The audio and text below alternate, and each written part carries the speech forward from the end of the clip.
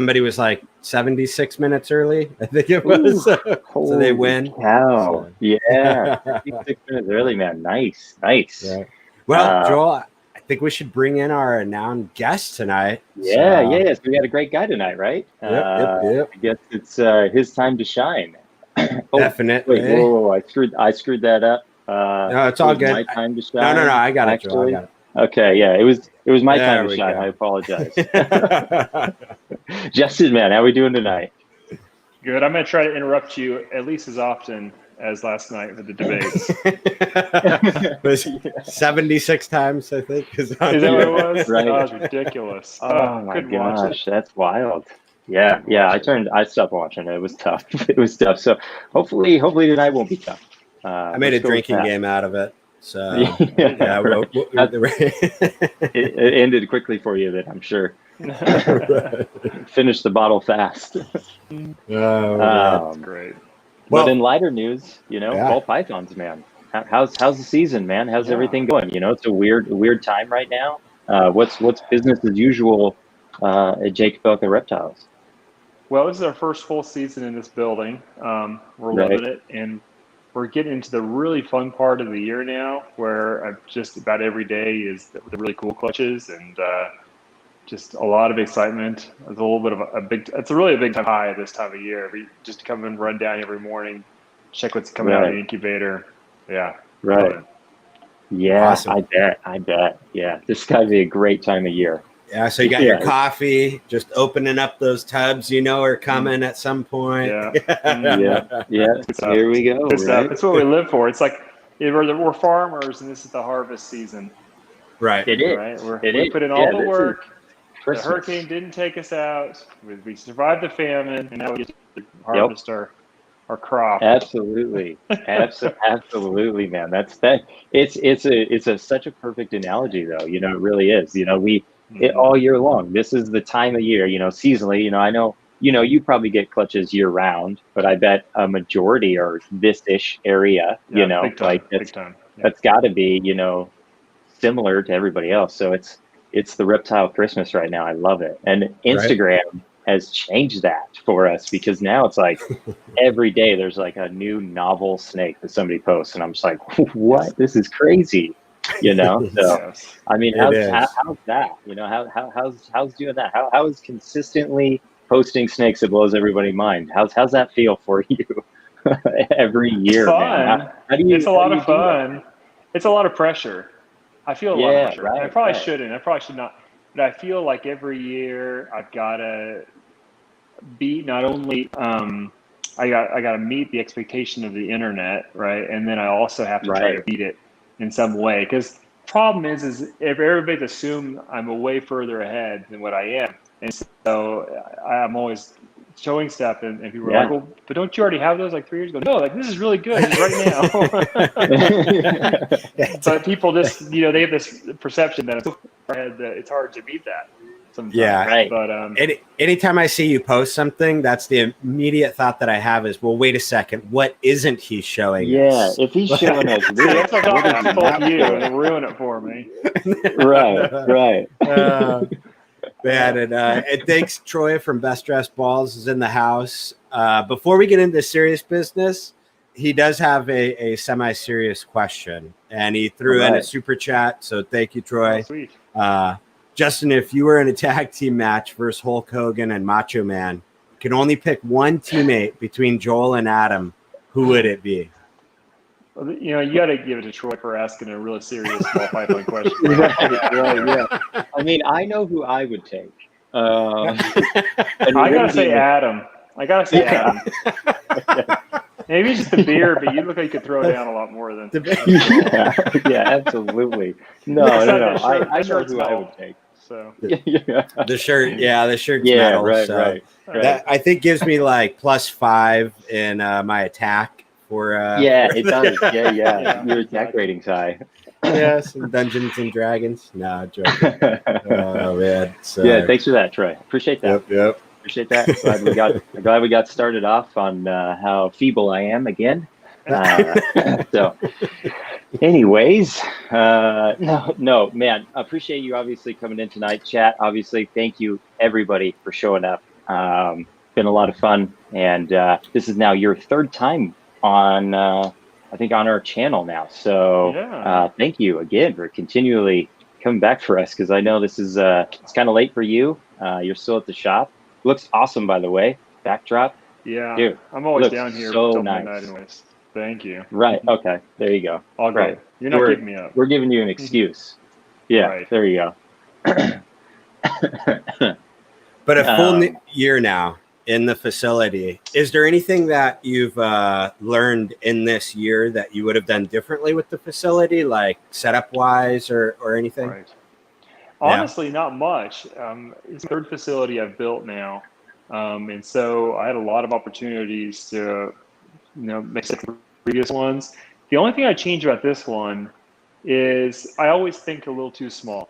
I always do. And you have to, when I built this building, I thought like I was really making it way bigger than I could ever want and everything. But once you get into it, I'm always thinking like, well, it'd be nice if we had an apartment up above where I could, put somebody if they came and visited for a weekend, or I wish I built another, 25 feet off the back so that if I ever wanted to breed some other species of reptile, I'd have room for it. Monitors or something. Always right. Yeah. Always just thinking outside of, Yeah. But when you're building the building, you're just trying to fix the problems that you had previously. So it's hard to think ahead like that. But rule of thumb is always make it way bigger than you think you need. Just 3 times give yourself right? opportunities. Right. Find things to do. And if it sits empty, no big deal. But the cost to add space at the beginning is far less than later. Right. Gotcha. Cool. But yeah, now, it's perfect for what I need. It's great. And as far as like the heating and stuff like that goes, are you on like a fully smart system where you're tapped in with like your phone and Yeah, it's all automated. We have four different units in this building. One for snakes, one for lobby and office areas. We have to like work in the snake room temperatures. It's kind of nice. Right. Then we have one for the rodents, and then we have one for like the big warehouse area and everything. So we have all these different systems going on, but works well. Yeah, that's pretty cool. Gotta love going on there. Gotta love automation too. That's awesome. Yeah, for sure. Yeah, that's got to be a huge. Was your last facility this automated as this one? No, not at all. No, it was okay. Yeah, so this has to be a huge improvement then. For sure. This facility moving over, right? A lot more peace of mind. Yeah, it'll ding my phone if anything's. We have. I don't know if you can see here, security cameras above my shoulder here. Okay. So I'm sitting at my desk. I can see those at any time of the day, and they're recording 60 days worth on the hard drive, and so it's just nice. Feel a lot of security. Yeah, definitely. Yeah, and that's got to be I feel like a top priority, especially with these animals. Right. Especially with genetics, moving tubs, stuff like that. A lot of hidden recessives. It's nice to have some footage out there. That's for sure. Yes. We've used it. It's been good. So. Yeah, that's those little things that make a huge difference in operation. Stuff like that. I like learning nuts and bolts of that kind of stuff. Yeah, I like asking. Yeah. Because looking at all the automated piece thingies, I just barely got in some temperature stuff that reports to the internet, like making little adjustments to make things easier. You know what I mean? Yeah, efficient. Less stressful. Yep. Yeah, cleans up your day. And that's what it's all about. I don't want to hate my day. When it's revolving around some snakes. That would be a bummer. The thing is like little mistakes. Everything's dependent on a few degrees. And that's scary. Right. Right. There's a lot of ways it is. I mean, even if you have a temperature spike of 5 degrees in the middle of your breeding season, you could end up with 150 slugs, or 10 clips of the slugs or whatever. If there was an incubator failure, God forbid, that would devastate you if you had that's a big deal. That's a big deal. So much I can't even talk when I'm thinking about it. Right, you're getting all like your mind. Brutal. Like it's just like you hope you're not in reach of a gun when that happens. So it's that bad. Yeah. But so that's what you have to be really careful. And you have extra layers if you can. get that as soon as you can. Right. Yeah, definitely. Incubator, that's a priority that's often underlooked at. I feel like, sensors and monitoring and fail safes with the incubator. That's all your work, all the year. That's the whole year, right there. You take the entirety of all your work, and it goes all into one little tiny room that has to be the right temperature, or it doesn't work. And right, you cannot stress that too much. That's a safe, man. Right. Yeah. Something to think about, ladies and gentlemen. That's something I feel like I underlooked when I first got into this. I was breeding out of one of those like chicken hoovabators or whatever that is, like the styrofoam, Yeah. Oh yeah. Yeah. And I was just like, this is crazy. This is how this works. And then, progression, obviously, but. Yeah, I did a pair of leopard gecko eggs like that were a surprise. Yeah. My wife and I got them. And all of a sudden we're like, what do? We need an incubator. Ran to the store. Of course, the chicken one's the only one they've got. So it's like, here we go. Yeah, there it is. And I learned in that experience never to use one of those for any eggs that I actually care about. So right. Yeah, scary, man. That's a scary device. That is a scary device. But kind of, I guess, everybody's here. We're getting a little warmed up. I feel like the nuts and bolts of kind of what we were going to kind of dive into here in the beginning was about, since we're talking about breeding, is breeding weight on some of these females. And we were kind of joking about before the start of the show, breeding consent. What is the ball python breeding consent? The age of consent. Yeah, age of consent. Yeah. What can you shed some light into that? It's an often debated topic. Yeah, it's important that we talk about this in the age of Me Too, for sure. Right. Yeah, sure important. Is there time? Yeah, let's get this right. So, I've always been kind of nonchalant about it, I would say. A lot of people, put a lot of emphasis on size or weight. And I look at it as, first of all, what's going on in the wild? Which in the wild, whenever a pair gets together, the male's probably going to try to breed her, Right. If she's of any size at all. He's not putting her on a scale first or asking her age. So, you got to start with that in mind, is that that in the wild they're going to breed at weird times. So the next question would be is there an age that somehow hurts them, right? Because we're obviously trying to engineer this correctly. And based on my experience, I've not seen if you breed a girl before she's ready, nothing will happen. That's just what it comes down to. Nothing will happen if she's not ready. Right. Okay. I see what you're saying. Right. Right. If her body's not mature enough to produce, she won't produce. And what have you've not caused any trouble. In fact, it's actually pretty amazing because you can get lots of girls to actually eat by just breeding them once before they're even ready. It's got nothing to do with actually getting a clutch. It's just, hey, I'll put a male in there so they don't forget that biology exists and that they've got to eventually lay eggs. And so there's something going on here. Right. As soon as you put a male in there, whether he breeds her or not, next thing she knows is slamming food again because she wants to lay eggs. Right. And so I know a lot of people are going to ask, so you're talking about the 1,000-gram wall when you're talking about that kind of because it's very common, 1,000 to 1,200 grams. I don't pair that early, but I will pair in the 1,200, 1,300 gram 1,200. Range. And like I said, the male a lot of times won't even breed her. A lot of times I'll throw a young male in there. I'm just trying to kind of get them going a little bit. And just the fact that they're together, a lot of times will kick her back into feeding mode. And then when she gets to a couple more 100 grams, she'll actually lay that season. Right. Yeah, she'll start putting down more food. Right. There's no rules about this. The reality is if she's eating hard and you breed her at 1,300 grams, she'll be 1,700 grams by the time she lays. Yeah, That's the reality. Right. Because they put on so many meals between that first breeding and ovulation that they just pack on the weight. So it's like, I guess the question is, do you breed at 1,500 grams or do you get the clutch at 1,500 grams? What's the rule? And my rule is there is no rules. Right. Yeah, it's kind of know your females Right, exactly. And like you said, nature's got its own way of working it out. And your the vlog or the blog that you put out, I like how you worded it basically of like this is 1,000 years of evolution, right? To protect the snake. So it's not going to break any rule that's going to purposefully kill it, right? Harm it in any way. Harm it or do anything like that, right? Yeah, if they died when they got bred too soon, there'd be no animals left alive in the wild. Right. Yeah, if that was one of their situations or strategies that they used, it wouldn't be very functional. The other thing is, the concern is that they're going to get egg bound if they're too small. Mm-hmm. But in my experience, with only one exception, every egg bound girl I've ever had has been a proven breeder. Right. Okay.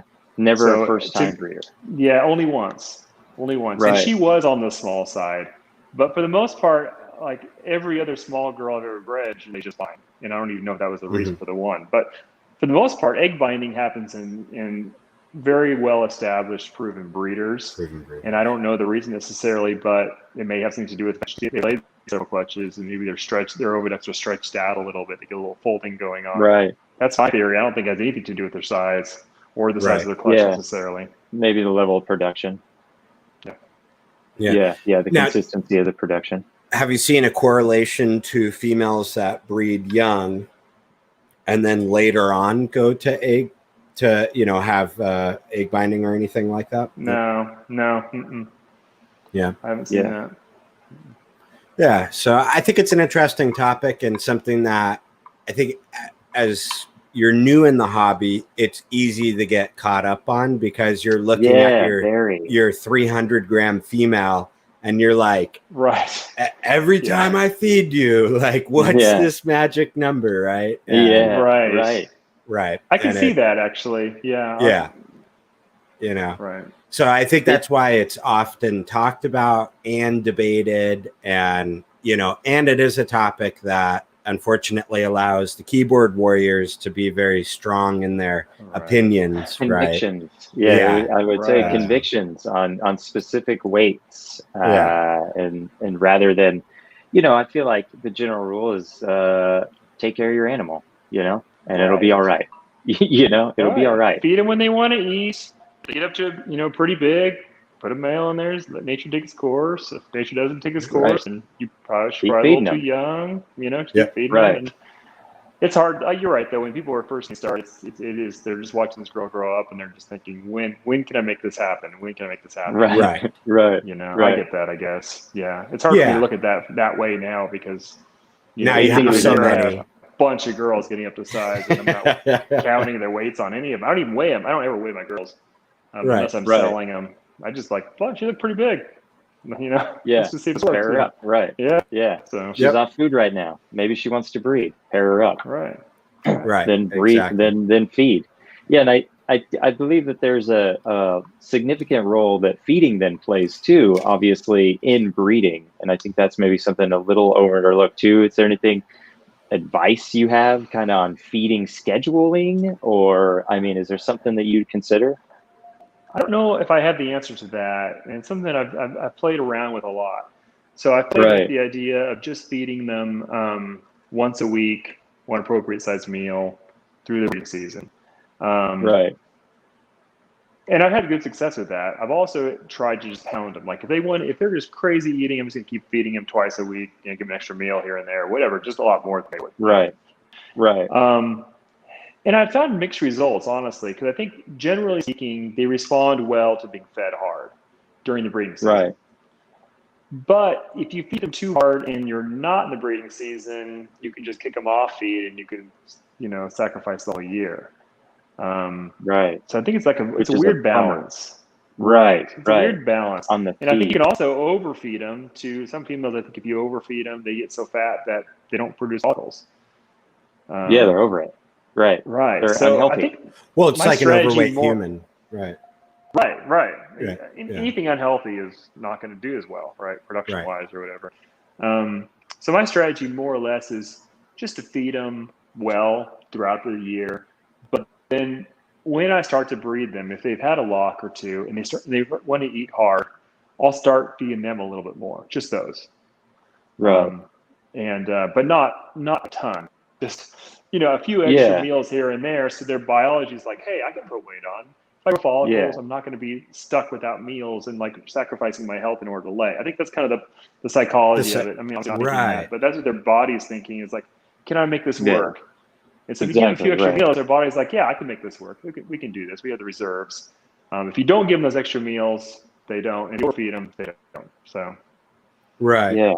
Interesting. Yeah, because I was listening to some older podcasts, and one of the biologists was really talking about stretching out the feeding, like basically saying that even the once a week feeding schedule was too much, right?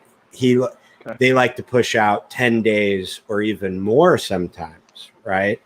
And they found out, like, through the studies that they were doing with the sampling size, that those females produced healthier, not necessarily larger clutches, but at least the clutches they did produce, those babies were turned on and going. And I don't know if the sampling size was, maybe large enough, because that was another thing they followed up, basically saying like they needed more and more data to see what that kind of lines up to be. So I'd be really curious to know what this is like in the wild for them, as far as what their feeding schedule is likely like. Yeah, it'd be amazing to put like a tracker on one, right? And track it for a couple years and know the real life cycle. Right. Because I have to assume. Yeah, go ahead. Sorry. I just wonder if, like, in the breeding season, it corresponds with the rainy season there, in Africa. Right. I spent a year in Benin, where they're from, when I was 19 years old. It gets chilly, it gets rainy for a whole season during their breeding season. I wonder if the rain doesn't drive rodents into their holes even more and give them more feeding opportunities during that breeding season. Right. Which is part of the reason why they cold seek, in our tubs and everything, because they're trying to, they need that coolness.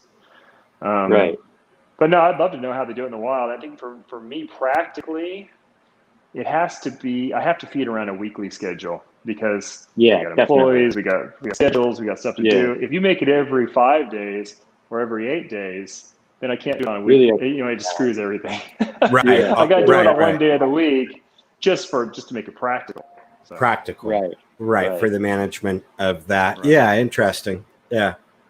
Yeah, it's a fascinating topic, feeding. You never understand how many different factors really go into your breeding program and what you're really putting into your animals and stuff like that. So it's always nice to hear from somebody who's dealt with a lot of rats in his time.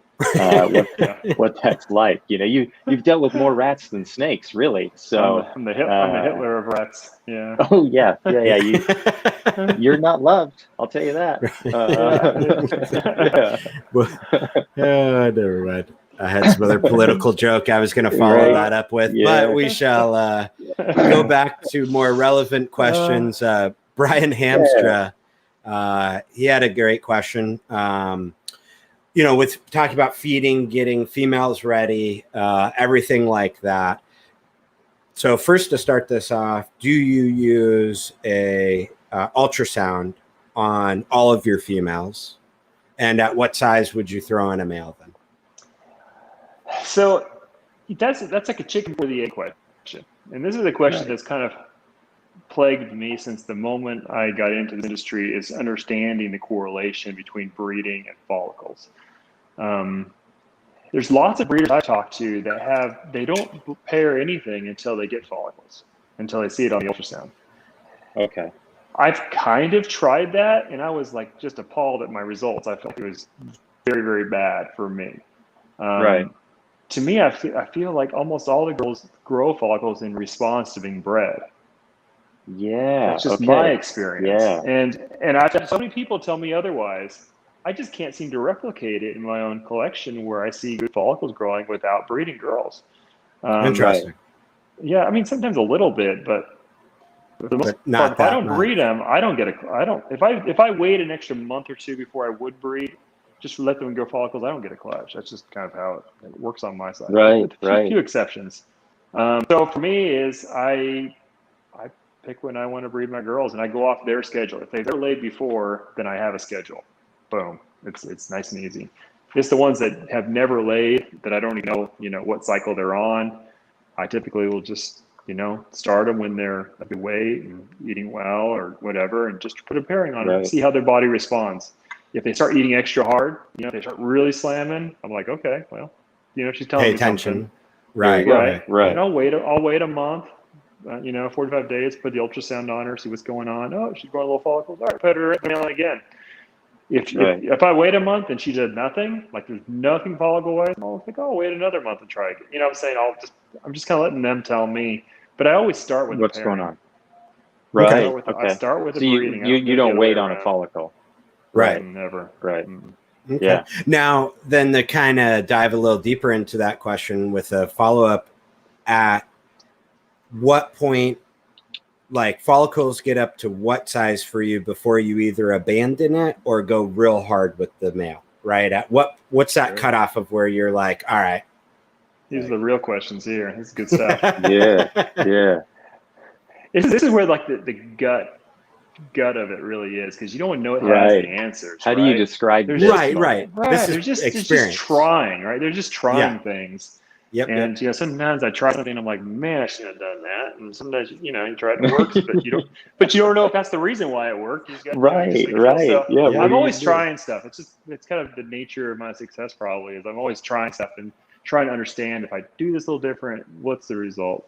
So usually I think you can stop breeding around 2.5. If I get one good breeding at 2.5, probably stop until they ovulate, which is a long time. That could probably be 45 to 60 days on average between the last pairing at 2.5 to ovulation.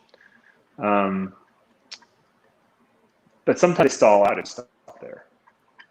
They'll stall out and get up to 2.5. Maybe they needed to keep 2.5, or they'll get to 3.5, and they'll just sit there and sit there and sit there.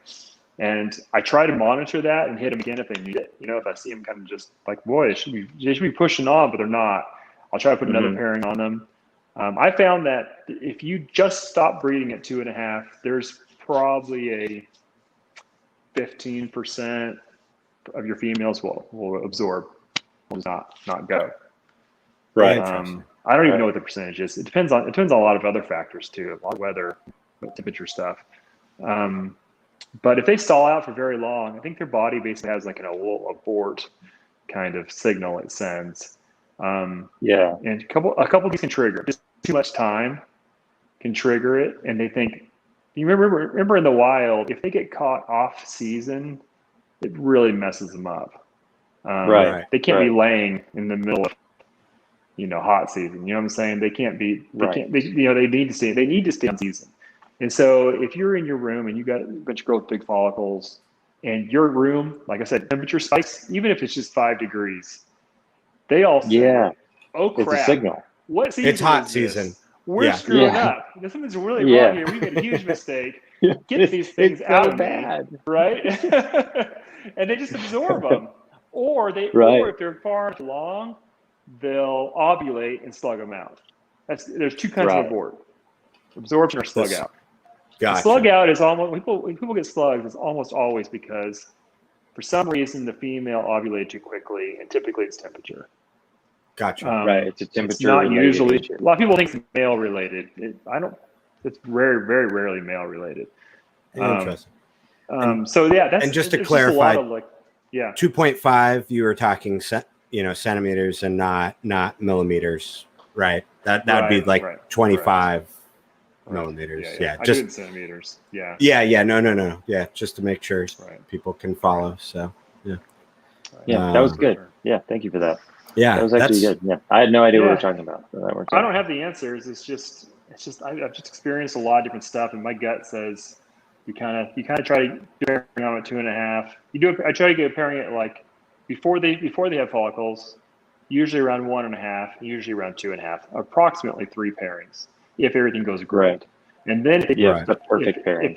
If I'll ultrasound after a month after they're 2.5, if they've got to 3.5, they're probably pretty good. But if they're stalling and like not seeing a lot of growth, I'm gonna try to hit again. The temperature's low in the room. try to coax them over the finish line. But yeah, see what you can do. Right. That's valuable information that can save a lot of people a lot of time, actually. Sure. Like knowing that, to be paying attention to that, and then find your own like intuition about how it kind of works too. And I think the important message though too that we are hearing in a lot of what you're explaining, Justin, is there's no hard set fast rule. Learn, pay attention, listen to people, right? And experiences, especially somebody like you, Justin, who's had, I don't know, what, 10,000 clutches under your belt? I have no idea. Yeah. At least. Right. Not 10,000 clutches, 10,000 babies. Yeah. Or 10,000 babies. Sorry. Right. Yeah. Thank you. 10,000 clutches would be huge. That'd be impressive. So you're getting your hands literally on 10,000 babies. You have a lot of experience to provide us. There's some relevant statistics involved there. Yeah, but you it's always not want to listen Bible, to people who right? say they don't have all the answers. Those are the people you want to listen to. Experience and say they don't have the answers. Those are the guys who have the most knowledge. Yeah, 100%. Anybody that tells you they've got all of the answers, you might want to, back. See how this one plays out over here. This isn't right. This isn't right. But I think that kind of leads us into the next part of what we wanted to talk about. Yeah, if you guys want to shift gears a little bit, and we've talked about we've talked about some pairings, so now we've gotten our eggs. We're starting to get to the identification phase. Right now, like the level of projects that are available, identification is starting to be, I feel like, really good estimates. I mean, how do you handle, making novel combos, first of all, and then just dealing with, 7-8 genes mixed in there? I mean, how does this go? Like where are we at with that? What's our best method here? It's definitely a hard time, to be in, and the answers are not as forthcoming as they used to be. I actually don't even make that complicated a combos compared to some people, because I mean 7 or 8 genes in a combo, I don't typically do that. The problem is when you do 7 or 8 codons in a combo and they end up turning almost white, and then someone has to be a fortune teller in order to give you an ID on it. Right. Yeah. Mine typically aren't that bad, because usually I'm going for more difficult combos versus necessarily the number of genes. So typically, recessives are usually pretty easy to ID. But the codoms are in it can be a challenge, especially if you're working with pieds that are high white or other stuff. Right.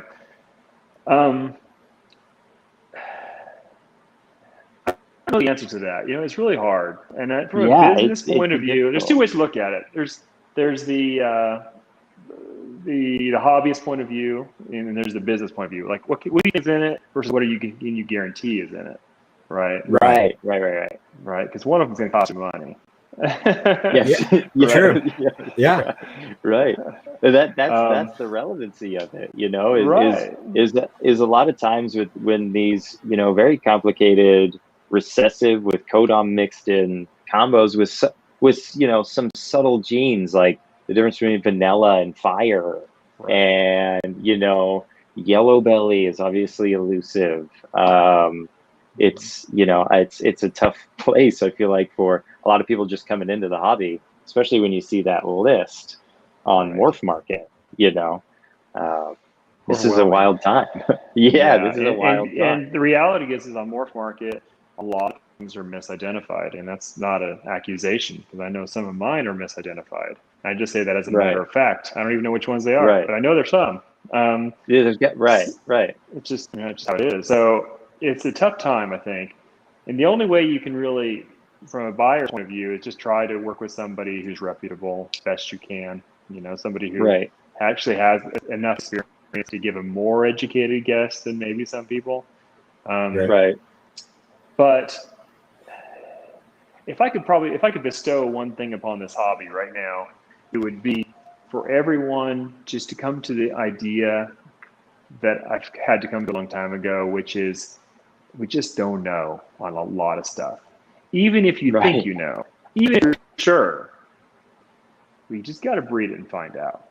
Right. And I get a lot of people asking me every day to identify their clutches, and I consider it a little bit of it's a blessing and a curse. I'm thankful that people trust me that much, right? Right. I understand that it's hard if they don't have the experience. It's hard to hatch something and not know what they're looking at, and have these babies and they potentially want to sell them, but they don't even know what they are. Like I can sympathize with that. Right. But some of the pairings are pretty boneheaded, like they're making Right. blue-eyed leucistics with 4 genes and they won't need to identify it. Like, Yeah. I'm sorry, the right. answers are not there. No one has the answers. And I work so hard in my pairings to try to produce combos that are relatively straightforward to identify. I try not to make anything white, if I can in a combo. I try to make things that are like mixed genes that, they all have their unique look. They're not going to overlap too much, whatever. But then I'm cursed with identifying everyone else's clutches that happen on some of my opponents. Anything with yellow belly in it, I'm like, I have no idea. You should probably talk to Justin. Like, it's just right. The yellow belly. Pretty good with yellow belly, but it's hard. It's really hard, especially with all these other combos that are whitening up the sides so much. We don't even see belly pattern. Yeah.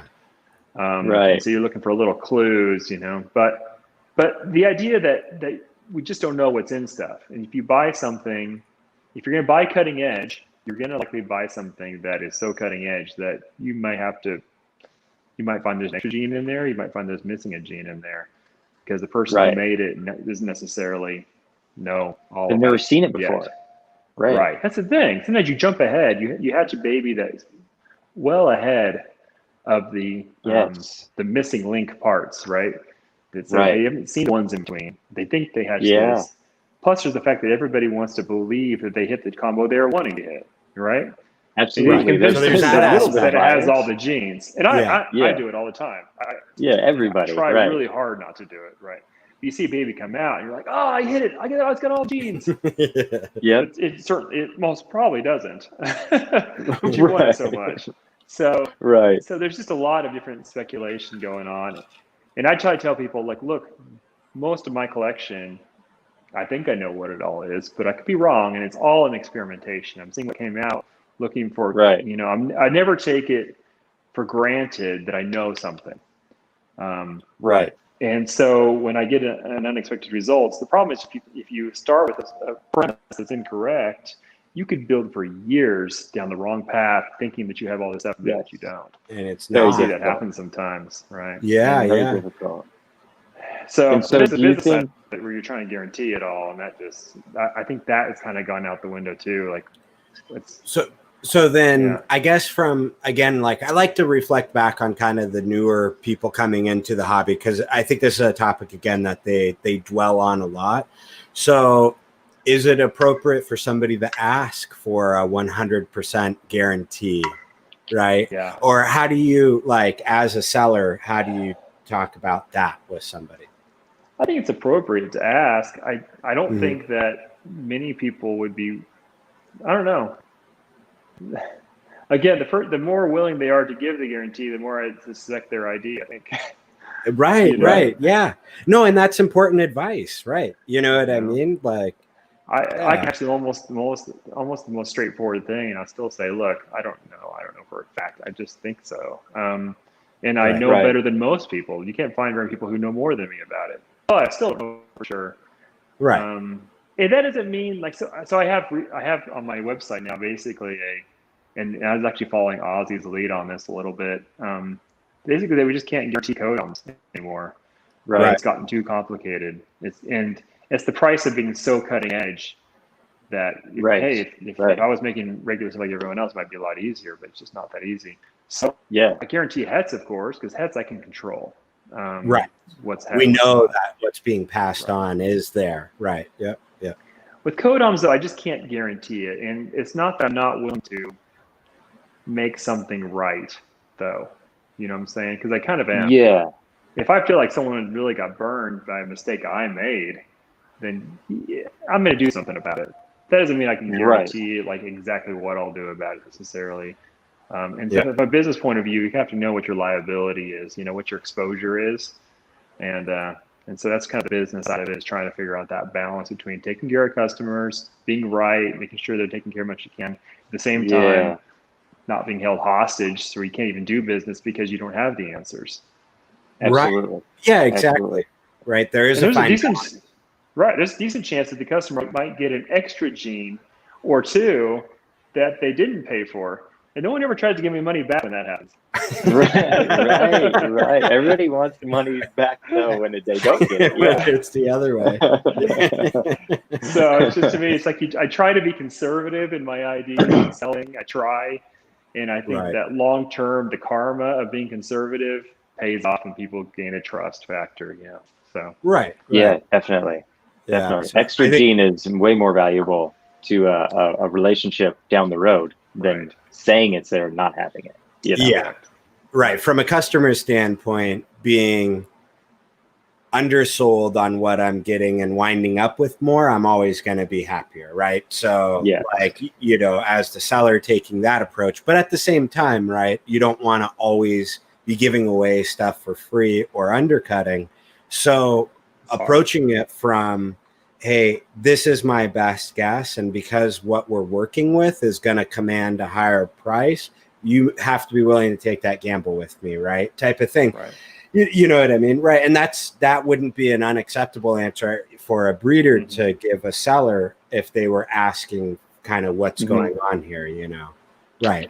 So we're in a different age now, right? Yeah, things are wild, man. Things are wild. It's crazy what's out there right now. Yeah, I love it. Yeah, I love it.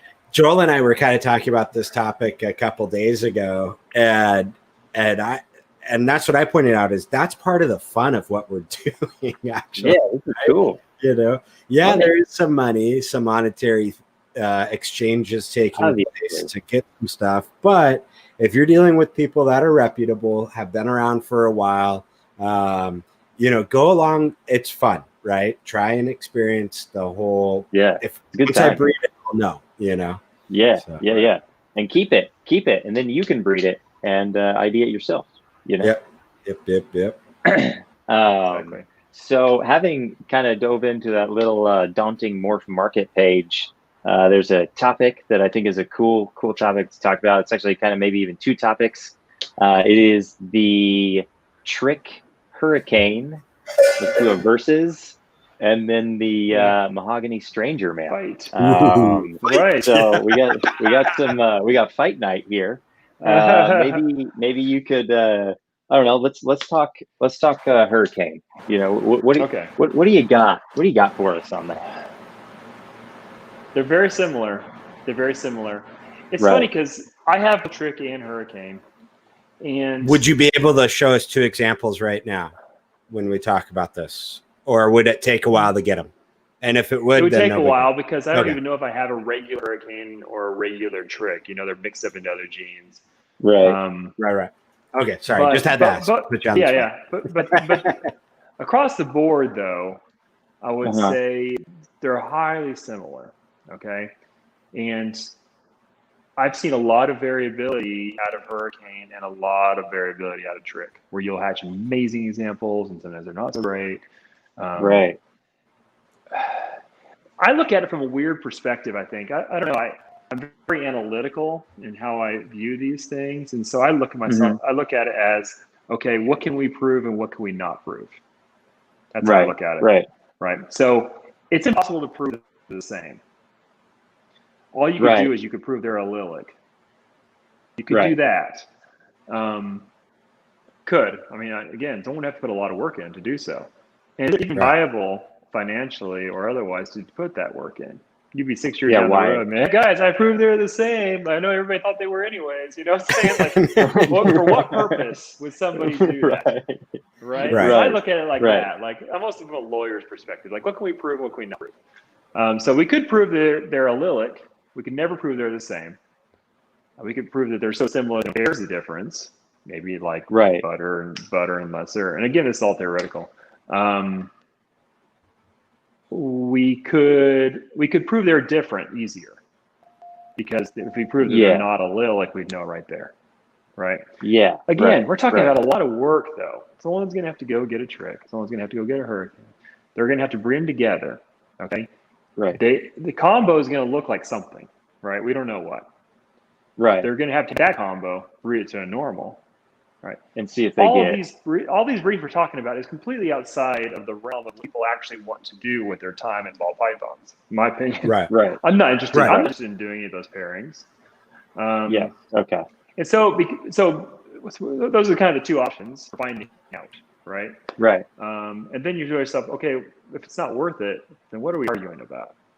It's not worth it to find out necessarily.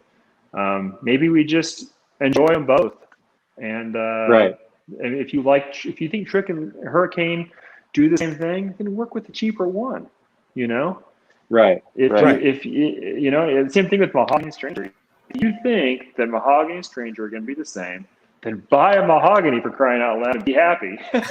Right. You know? Right. Why does it matter? Why are you trying to kill us all, right? Right. Yeah. I love it. That's the answer I wanted to hear. Go get the snake you like. You know, if they're so similar that you can't tell the difference, then don't spend $10,000 on one or whatever it costs right now. Right. There you go. So, that's another good piece of advice to take away. And that's just that's just completely practical. Yeah. Right. So on the Trick Hurricane, I think I love the Hurricane project because I'm in it more deep. I'm deeper into it.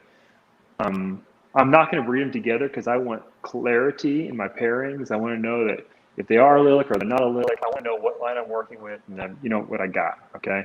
Yeah. I like them both though. They might end up having very, very, very similar combos down the road where in the end I feel like it doesn't matter. But right now I'm just keeping them and enjoying them. Right. And I think that's the best you can do. I don't like the idea of people trying to co-opt a name for marketing reasons, because that's where the rubber kind of meets the road on all this. If somebody says, "Well, I think they're the same based on what I see, based on these pairings, whatever," so I'm just going to start calling mine by the other name. Right. To me, that's not ethically correct. Right. Just because somebody put a lot of work into it, they put a lot of work into specifically the Hurricane. The Trick never really had anybody who went to bat for it like Hans did the Hurricane. The Trick, maybe it would be right there with the Hurricane as far as everything goes if somebody had made it their sole purpose in life to develop a project to make it amazing. Right. So Hans did that with the Hurricane, and he has reaped the rewards of that. And as a result, people now want to change their name to Hurricane for a reason, right? They want to change the Trick for a reason, to yeah. For a reason. They're not changing their Hurricanes to Tricks. It's because of Hans' hard work. And so to me, there's an ethical part of that where, listen, if you have Tricks, call them Tricks. And if people think they're the same, then they're going to buy your animals because they're so much cheaper. But don't co-opt the name that somebody put blood, sweat, and tears onto. Correct. In order to sell your animals under their hard work. So that's my feeling about it. Yeah. Same thing. Same thing for Stranger. Exactly the same for Stranger Mahogany. I want the information. That'll be much easier to find out because the super on the Zoom on the Mahogany is so iconic and easy to tell that theoretically, I think that if you could prove a Super Stranger had a black super or breed them together and got a black super, it'd be really easy to know it's a lilac. Right. But there's a lot of people out there who want to make it into a conspiracy. Like IRES has been withholding this information. And I've had some talks with him about it. He seems like an up guy. I also can't explain why it's taken this long to find a super. It makes no sense to me unless there isn't one. So I can't. It could be just similar from a practical to point of view, like leopard, like a leopard super. Right. If that is the case, then we know it's not a. Then we know it's not a. Right. It's not. But my point is they want to make it into a conspiracy. Well, all these people are getting ripped off, and they're all they are Mahoganies. That's pure speculation, complete speculation. And I like to look at it as what would be wrong. Say we didn't find out what the say we didn't find out if they're the same or not on the Mahogany and Stranger. Okay, what would happen? Well, the Stranger would slowly decrease in value, just the same as it has been. Right, more people get it. Slowly decrease in value. It's going to go down until eventually it's around the same price as the Mahogany. Right? Yep. No one, just like any other morph, no one is injured in that process. Right. Nobody was taken advantage of. Right. And if we find out they're the same, if we prove it, like prove it, not just speculate. If we prove it's the same, then Stranger will likely cost correct a lot down to Mahogany levels approximately. You don't think you would and see that's okay. maybe a meeting in the great. middle, right? Where you would Maybe. see a slight increase of Mahogany and a fall of Stranger a little. Maybe Yeah. a little bit. Yeah. The reality Do you is, think that's gonna? I don't like playing with people's money by making speculatory stuff, like especially on that. It's so easy to find out. Let's just do that and find out, and not take people. Let's not take money out of people's pockets by saying that you somehow have insight into whether or not they're the same when you don't yet. When you don't, right. And again, if you like Mahogany as much as Stranger, then buy a Mahogany and be happy. Stop trying to make the rest of us miserable. Right. Yeah, I think that's part of it. I love that. Is a lot of times, right, the person in that online conversation that's like, well, they're the same.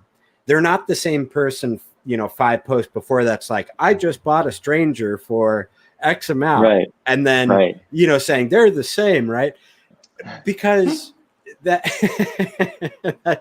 you're not promoting the purchase into a project that you just went into, even if it's the line, right, that you paid more for at the end of the day, then you're rocking that and you're going to market that animal for what you think it's worth and the hard work that went in to make it like that. Right. Yeah. I love it. I think the thought too is a lot of times the individuals that are, on the internet saying this or that, whether it's, Trick, Hurricanes, Leopard, or Stranger, Mahogany, a lot of times they're not even in the project themselves, any of them, and so it's like, just buy the projects you like and work the snakes you like. That's kind of how we're learning together. We get all the information in the end. And I look forward to it very much. In fact, I will try my best to breed a Mahogany to a Stranger this year, just to do my part, and I'll absolutely tell the results. But in the meantime, you're not going to hear me spreading any opinion about it other than let's find out. Right. So.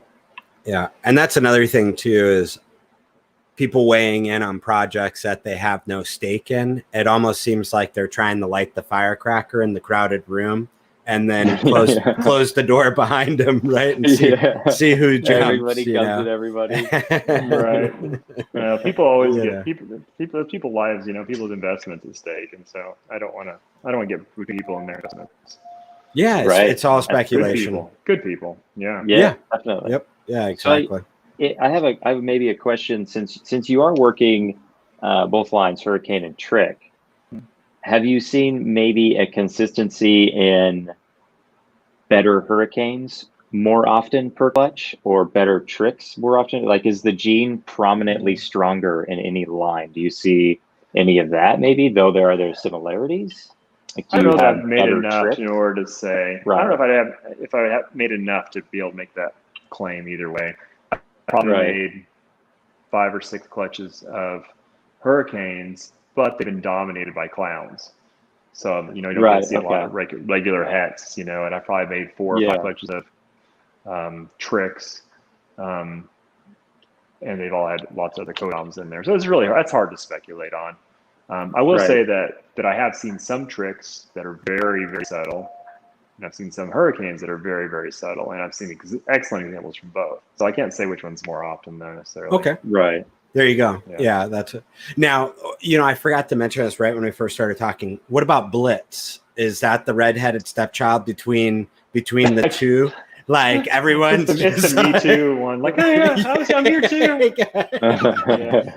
What's your opinion on that? I don't know. I mean, I know the Blitz from what I've seen looks similar, but I've never worked with them or really even looked at one really closely to see how much it has the same kind of hallmarks or not. Yeah. I see Vivid just put it in there. This all goes for Blitz. Yeah. I mean, I'll take his word for it. Yeah. Well, yeah. I mean, Blitz was a little more West Coast before Trick was. Right? Yeah, major. Well, it was Susan Hardy, and then Major League right behind her. And that's and again, it was just one of those projects that didn't get kind of the right marketing at the beginning, and nobody, like you were saying, fighting for it. And And I think that matters. All these genes need that. They need that, Yeah. especially these subtle ones, because these subtle ones can turn out to be really good, but they need someone who's willing to put in the work long term and show how good they are. You know, Right. things like spot nose and red stripe that, you know, I've been credited for bringing them back or whatever. But the reality is they've been around a long time. It's just they kind of fell to the second tier before the good combos were made. Right. You know, before the potential was shown and the price comes down. The price comes down to a certain point. People are like, well, it's not an investment animal anymore, so I'm not going to overlook it because I know it doesn't make anything crazy. But then someone shows it does make something crazy, and the whole cycle repeats. And all morphs need that. They all do. Right. Yeah. So that question kind of arises then right now a little bit is, would you, coming into the hobby, focus more of your time on finding a gene that maybe not a lot of people you think are working with and really, really work it, or find a gene that you like and really, really work it, though it maybe worked a lot? Like clown, for instance, obviously there are a lot of clowns out there and a lot of different ways you can go. You know, but it doesn't necessarily have to be a recessive. Let's just go maybe a codom, something like that. What do you think you would spend more of your energy on? I guess it depends on your budget. You know, if Right. you're trying to come in and just break your way in on a really limited budget, then yeah, finding something that you feel like is good but not is you know, undervalued is probably the way to go. Mm-hmm. If Right. you want to just really rock, you're going to need to spend the money and get into where the game is happening, kind of thing. Right. Because it's a little bit of a long shot to pick a morph like an underdog morph and hope it makes it. And you know? does great. Right. You're going to probably be the one who has to make it that way. If you Yeah. know, Right. or unless you can stumble onto something really great. That's tough because there's a lot of morphs. I think that maybe they're morphs, maybe they're not. A lot of dinkers. People put a lot of stock in dinkers when they're getting started, and they think that they're going to make some big progress. But the amount of development that you have to put into a new codom, especially to make the market want it, is really significant. I think a prime example of this would be Josh Jensen with the acid. Yeah. Because Josh had a snake with the acid that looked a lot, in everybody's opinion, including mine, looked a lot like a leopard. So when Josh first offered one to me years ago, I told him, like, hey, I like it, I think it's great, but I can buy a leopard for $10,000. So why would I pay $25,000 for an acid that looks like a leopard? That was the climate. That was the climate at the time. And leopard was established, and acid wasn't. Well, I wish I made the wrong choice. I should have chosen the acid at the time. But the point is that he, in obscurity almost, spent the next 4 years developing the acid project into something that people did want when it was overlooked. And the amount of snakes that you have to hold back because you don't let a project out, but you don't have the cat out of the bag before there's any value to it, right? Like, you have to literally put animals on the shelf for years after years after years because you know that once you put the value in, all those animals worth a lot of money. And if you start letting them out, flipping them out the door for cheap when nobody cares, then when you do make it big, you're just competing with 100 other people, and there's nothing to it. So that already have it. Right. It's a difficult, really difficult path, and it requires a level of fortitude and longevity and stuff that few people have. I'm not even sure I could have done necessarily what he did. Right. It's a hard path. Right. Yeah. Dedication. Like you were saying. That's why I see very few dinkers ever really make it big. Because people can walk that path for that many years correctly. Yeah, absolutely. Right. Yeah. And that's, when you were speaking earlier about the differences between lines, I feel like you kind of were really talking about, you're also buying these people's time when you're investing in these projects, and that maybe is why the value of the line is better, though there are similarities to other snakes. The project is stronger. You're buying the name, you're buying marketing, you're buying the feel of the snake, the combos that have been made. You're buying the whole thing. When you buy into a project, and the name is important. It's not just right. The name's very important, right? Yep. In the end, I guess you kind of know in the end, because what'll end up happening when all prices are the same, eventually one will win out. one name will win, and you'll know which which one the owner fought the hardest for. So which one won, Banana or Coral Glow? I think Coral Glow. Oh no! Right. Okay. I don't like Banana very much. I still have bananas because I refuse to rename something. I'm old out. So Coral Glow. I name it whatever is sold to me as I call it that. But Coral me Glow too. Me too. I like Coral Glow. Yeah, I like butter more than lesser. So. Yeah. Yeah. So real quick too, acid confusion, similar, same. Seems to be the same. Seems to be the same. Okay. And I would say there's some evidence to that more than just looks. There's evidence that there doesn't seem to be a super form of each that's visual. That would be a pretty big coincidence if they weren't the same. Man, it's so weird that leopard acid confusion, no super, right? Yeah, it is odd. That is so weird. Yeah. And yet not allelic. I was confident. Yeah, not allelic. Leopard. Right. I was confident that leopard and confusion was going to be allelic. Confident. Me too. Yeah. Right. I thought you put them together, you maybe tell it's super, but it's going to be allelic. Boom. And I remember the first pairing I ever did where I proved it wasn't. And I was like, mind blown, all bets on the table. Right. Acid and confusion are not even genetically similar to leopard at all. Although they look very similar. Yeah, yeah, it's crazy. Yeah. Super We have crazy. so much to learn. That's what I'm saying. Like people start going off about this confusion mahogany. I'm like, nothing. Let's find out. Yeah, do the work. Yeah, that's the fun part. So many times. That's got to be like a meme somewhere. We got to clip that. You know nothing. That's got to be like, that's got to go all over the place. We're all in this together. 100%. You know nothing. You're right, man. This is complicated stuff. And it takes so much time. There's a ton of time involved with this between breeding and eggs and, the whole thing. Yep. It's crazy, but it is fun. It's like I kind of like this bonsai tree growing kind of. I mean, obviously these are living animals. I mean, I know trees are living and all of that, so there's a difference. But the amount of time it kind of takes a bonsai artist to develop a good tree is about the time that we're looking at to get our project started. And in a decade, you have a really nice tree. And in a decade, you've got a really nice project. Is kind of you get 10 years of something, you can make some crazy stuff. I don't care what you're working with. Yeah, man. So this is a patience thing, right? Like as much as fast as we want it to be, this is a patience thing. So it's cool. We did have a question come in earlier. I think was the difference between Arroyo and Rio, I believe it was. Not the difference, but the thoughts on that project. Thoughts on it. We had a super chat come in from Tom West. Thank you, Tom.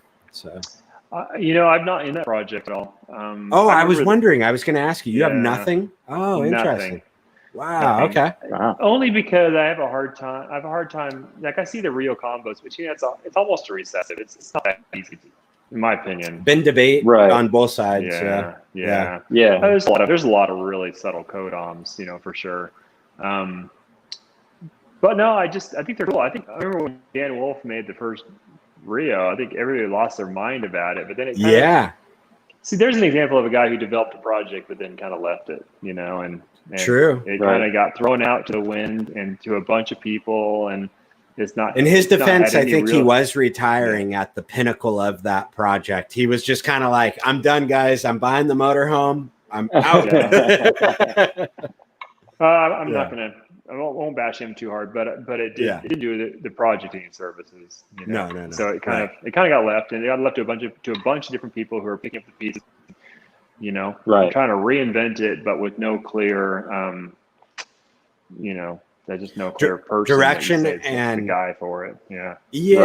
Right. Because a bunch of key animals went out to a bunch of people, which didn't leave one person a clear direction on how to take it. Right. And then too many cooks in a kitchen always ruins the meal at the end of the night. You know what I mean? And that was kind of yeah. I mean, it still has lots of potential. It's just going to need somebody to to pick it up and. Unfortunately, a lot of requires an audience. You have to have, be able to show people what you've made or somehow figure that out, and that's marketing for you. You know, it takes a lot of work. It's more than people just have the to see it. It's a lot of work, right? You get it out there to people.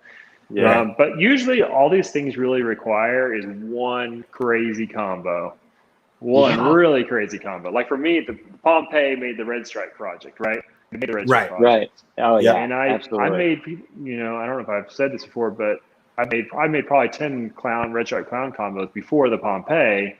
But I didn't want to show any. I felt like it would stumble out of the gate if I showed those. Right. And then I made the Pompeii. I'm like, all right, this is the one that makes everybody want it.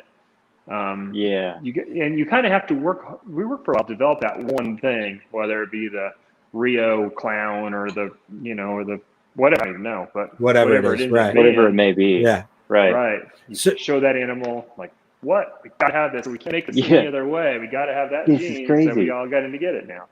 So that kind of goes into your facility statement earlier of where you end up underestimating, right? A little, because you're working with Red Stripe. You're not producing anything yet that you're like, okay, this is it. Like, how many holdbacks did you have from the Red Stripe project before you hit the Pompeii? Did you have a bunch, or? I had a whole, well, it wasn't just Red Stripes in general. It was Red Stripe clown specifically, because a lot of people have Red Stripes. That's what I mean. Yeah. That year, I made probably 10 Red Stripe clown clutches before the Pompeii one. And on all of them, I'm like, oh, this is interesting. And I was kind of excited about them, but it wasn't until the Pompeii that I hit it. And, you know, I could just as easily have missed on that animal and spent a whole other year doing it, you know? Right. I don't know. Would you have kept going? I don't know. I probably would have. I think I probably would have just gone ahead and revealed what I had if I missed that. Yeah. Just revealed what I had, and you know, it wouldn't have been as big a deal as it ended up being. Right. Interesting to reflect back, I guess. Yeah, you can't really write that script again, you know. Yeah. But I probably had, you know, a couple dozen Red Stripe clown combos on the shelf, you know, at that point. But once I made the Pompeii, then I could sell them. They sold themselves, you know. It's super easy. At that point. Right. So I think a lot of this is a lot of showmanship and marketing. It kind of goes into all this, and some people that comes more naturally than others. But you have to think about it from the outside perspective: is how can I put the best spin on this project? How can I? Because when you put value into a project, you're not just doing it for yourself. You're doing it for all the people who already are working on that project, which usually there's others who are already like halfway there. They're already going to get a big benefit from you doing that. There's all the customers who buy into the project. The higher you can spin it at the beginning, the more everybody's going to do coming down as it becomes more common again. Right. And so I believe in like giving the animals every bit of what they're due as much as you can. Be creative. You know, we all benefit. Rising fires, all boats. So. Absolutely. Well, right. Yeah. Yeah, and I think that goes to even establishing new projects, I suppose, right? Like, don't come out of the gate too soon. You may end up jeopardizing the whole project, you know.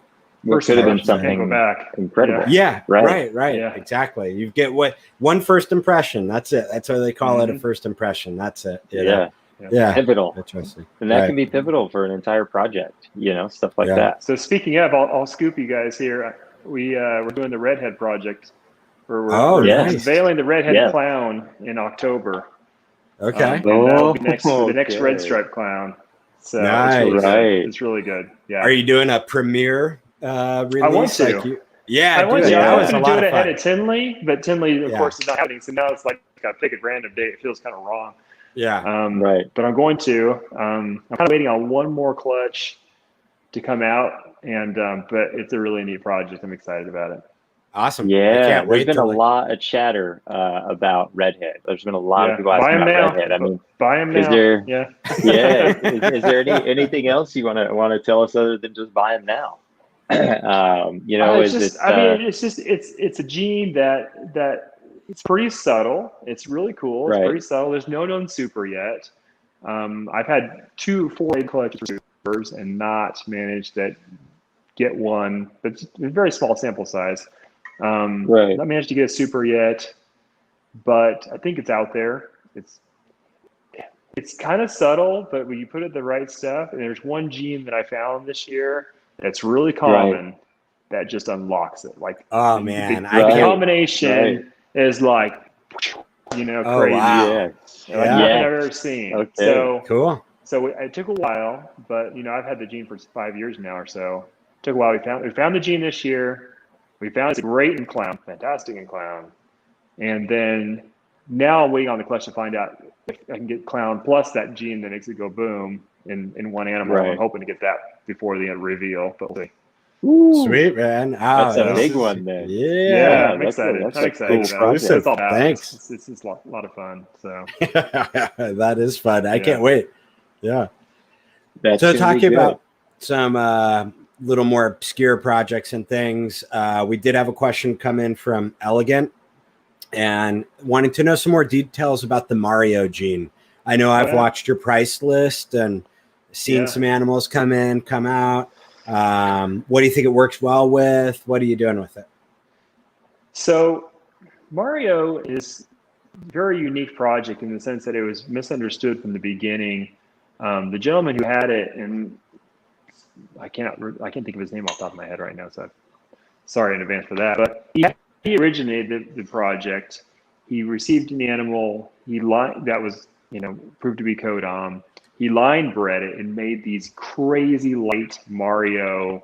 He called them Super Marios. Okay, so they look like Marios, but they look like desert ghosts. They're incredible. Right. And he ended up selling me that project. He got into a situation where he needed to sell his collection. He ended up selling that project, and he was really good to deal with. Great guy. And I ended up with the original pair of Marios that made those supers, and I got the 3 supers that came out of it.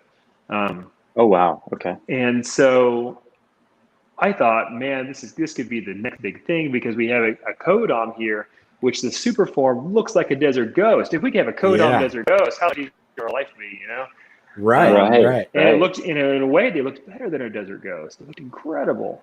They were looking like adult desert ghosts as babies, more or less. Much, much faster. And so I reproduced them the next year. But then last year, I'm like, well, this is a little too good to be true. And I ended up breeding one of the supers to a desert ghost and proved that they are desert ghosts. They weren't super forms after all. It was just a coincidence that the codom that he worked with. If you remember way back in the day, remember the Josie ball? Yes. He made and Joe Ellis, I think he made the Super Joe. No, he made the Ultra Josie. Remember that? Yes. Yep. The Ultra Josie. Yeah. Yes. That almost for sure was identical project. Interesting. Okay. Yeah. Because the Josie was doing the same thing, kind of like it was a very nice enhancer. Right. Very nice enhancer. Yeah. It looked basically identical to the Mario. The other gene looks like a Mario is the Jungle Woma. It looks basically identical to the Mario. The only difference is the Jungle Woma seems to have a different super. Oh, okay. The puzzle back, is it more pattern influencing the? No, I would say they're a Jungle equally Woma and a Mario look identical. I couldn't tell you the difference between them. Okay. And I have a lot of Jungle Womas from previous. I've been really careful to keep the Marios and them separate because you'd never be able to unseparate them, I don't think. But the super of the Jungle Woma is the puzzle back, and it's almost a tri-stripe looking animal. It's really unique. And it's really pretty. But the Mario does not have a super like that. The Mario has a super that is mostly just a very reduced pattern version of the same thing. It doesn't have the striping and everything. So it has like a different gene, but you would never tell them apart side by side in a single gene form. So anyhow, that's super interesting story. But it's a very interesting project. I love the Mario Desert Ghosts. Hands down, they blow away any Desert Ghost combo I have in here, even if it's multi-gene for the most part, because they look like Xanthic Desert Ghosts as adults. They get the size. They look like Xanthics, and they got a crazy pattern and crazy white flames on the side, and they're just amazing. So I undervalued that project for a little bit. When I found out it was the same as Desert Ghost, I'm like, oh, well, they're just Desert Ghost with one codon. No, they're pretty significant though for the future of making cool stuff, I think, for that project. Very cool. So maybe we'll finally get that in the codom, like the desert, like not Desert Ghost, but desert was meant to be kind of like, because we've all been chasing that codom that it was such a gift back in the day, and we've never been able to find another one that does that. Yeah, that was a big bubble that was burst on that one. It's cool though. Yep. We did get that is wild. What's that? I said that is a wild story about the Mario. That's crazy to me. That's cool. wild, man. Would have never known that. That's cool to know. Yeah, for sure. But At yeah, this point, it wasn't a Adam. Codom Desert Ghost, but still cool. Right. Yeah. Yeah. Well, you know. So but yeah, Adam, you're going to say Brian. Yeah, Brian Bode sent in a super chat. So thank you, Brian. What % of babies do you keep as holdbacks per year? Do you have something set? It's not. There's no rule, but I would say the average has been about 10%. Okay. I'd like it to be lower. Okay. That's a lot of babies. Because I probably hatch about, I would say a little less than 10%. I hatch about 1,200 babies a year on average. And 10%, that's a lot of babies. Yeah. I'd like to keep it, maybe 80 to 100 babies, holdbacks if possible. But it's hard. Okay. It's hard to choose. You got to worry about what you're putting out. Again, like you're talking about before, like what you're putting out into the wild before you really developed a project. You got to hold a lot of stuff back for that reason alone. Yeah. Right. It's hard.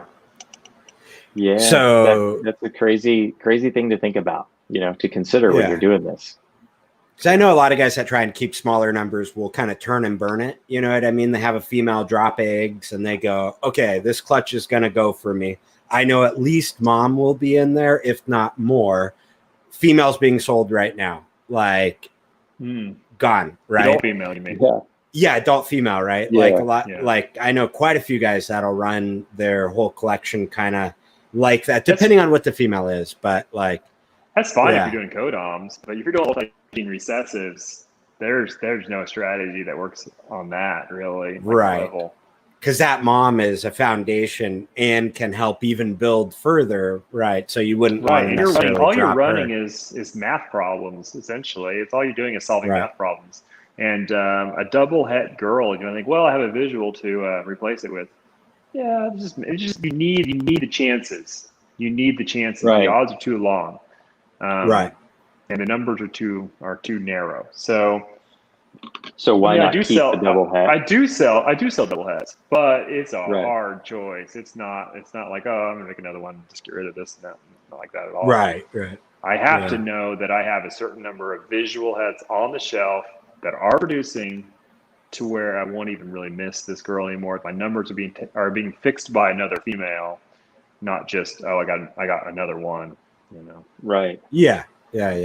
Makes sense.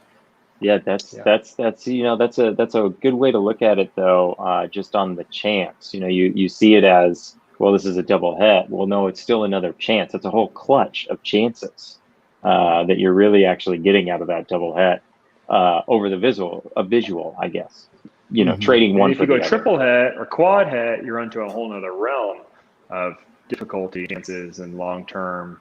We're going to end up keeping our females a lot longer in the future than we have in the past. Right. I don't think it'll be such a turn and burn.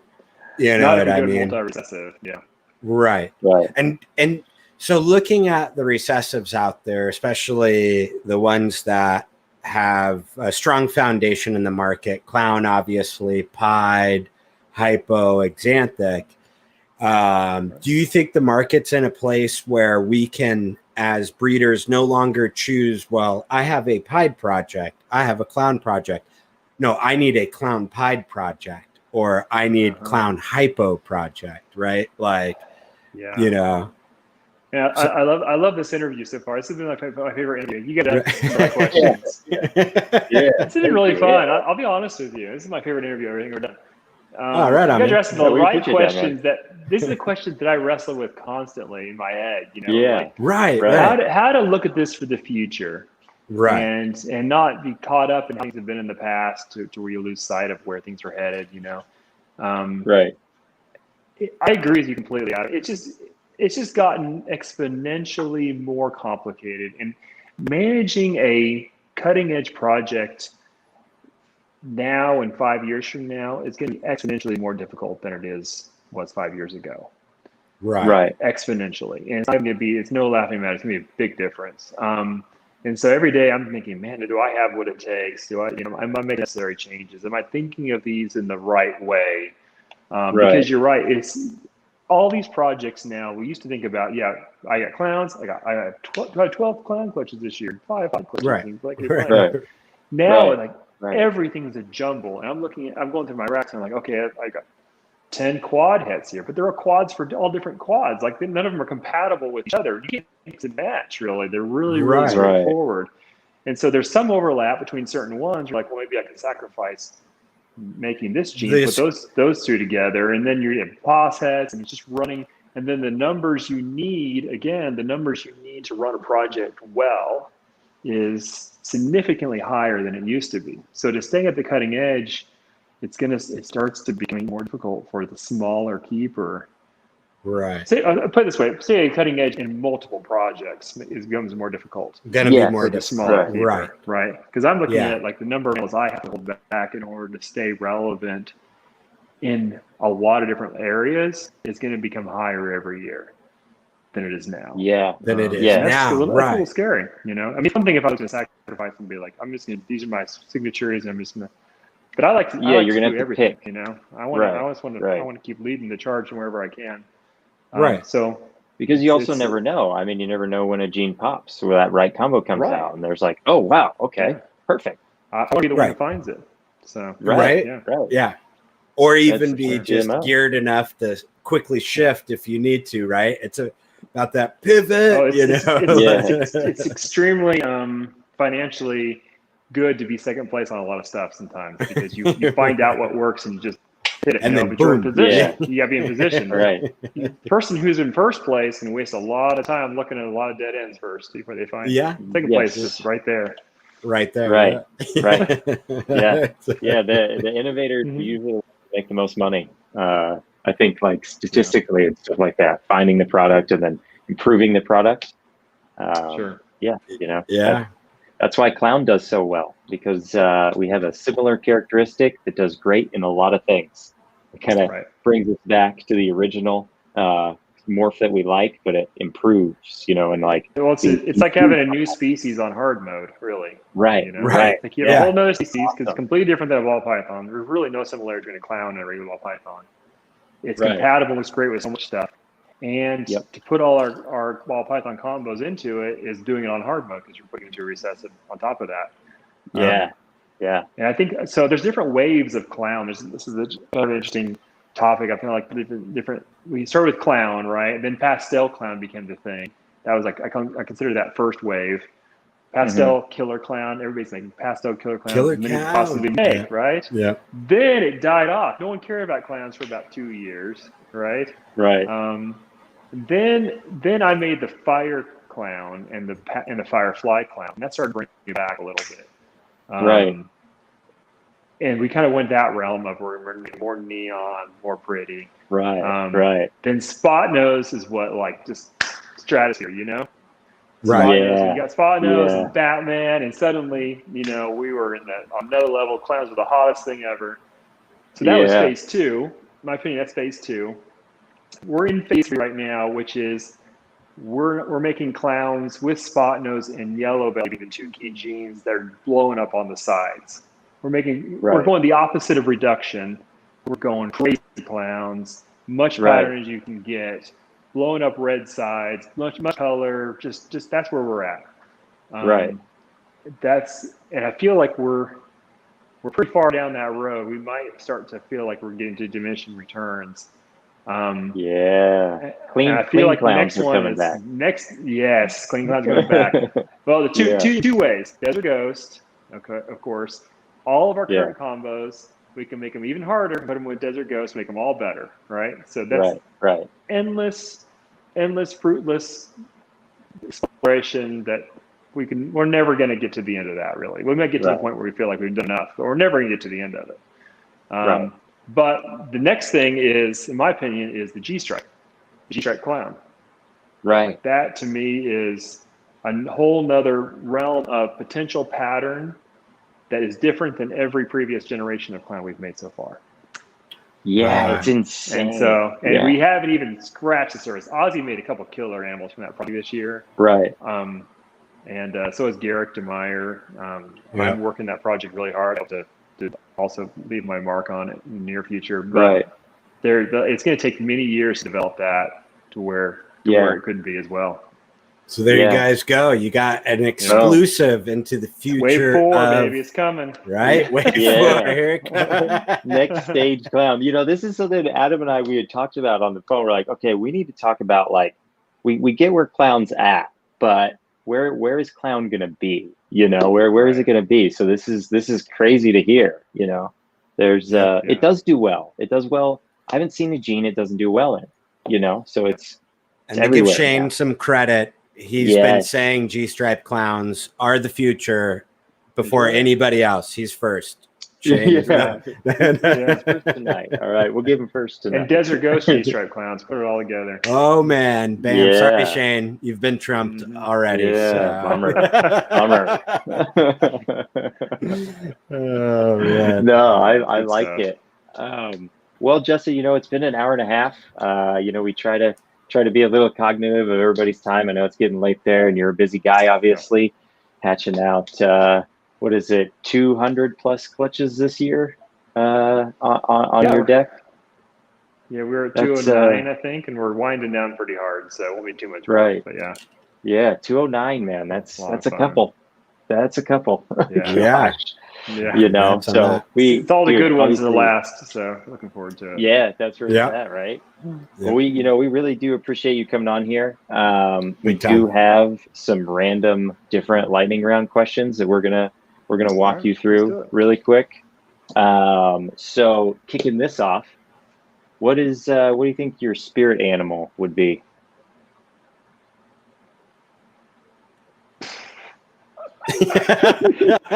You're asking an extremely analytical person, a very non-analytical question. You're going to sit back, you're going to meditate. A human being, okay? A human being. That's a spirit animal.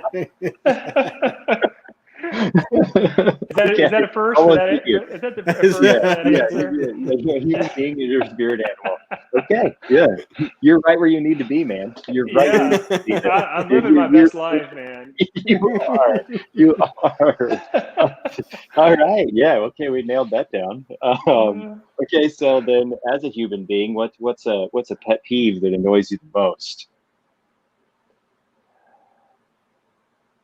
Oh boy! On a daily basis, it have to be something to do with ball pythons and sometimes the interactions I have. Maybe a spirit of entitlement that some people have. I thought the ball pythons had an entitlement. I'm like, those selfish. That's a pet peeve that they won't eat. Yeah. There you go. That's a good one. Okay, I like that. No, entitlement people, they feel like you're entitled. They're entitled to your time because they know you off the internet. Right. Right. And I it's not that I've always been kind of known as the guy who responds to every message and everything. And that's a tough position to be in because I kind of having to give that up a little bit just in order to survive. Right. And keep some semblance of my sanity. But a lot of people are really, really, really nice, and it's just a few that aren't. So yeah. I like that. That's a real Karens and the Kevins of the world. Back off from JKR. You are. They'll never even know that I'm miffed. Of course, that's the whole purpose of the Karen and Kevin. They don't even know. They don't even know. Right. Okay, so if you travel back in time, when do you think you'd go? 1776. Sometime like the Revolutionary, like the founding of the country. I think that'd be really interesting. That's a brutal year. Yeah. Okay. Yeah. Well, right afterwards, I don't know. 1779. I don't know. It's just a time of obviously a lot wrong with that age too. But you can say about any age, you go back, there's a lot wrong with this world, including. But no, I look back at that and I think, well, the amount of potential that's just flowing through the air. And for what's coming and. It's trying to architect something that's not been done, Right.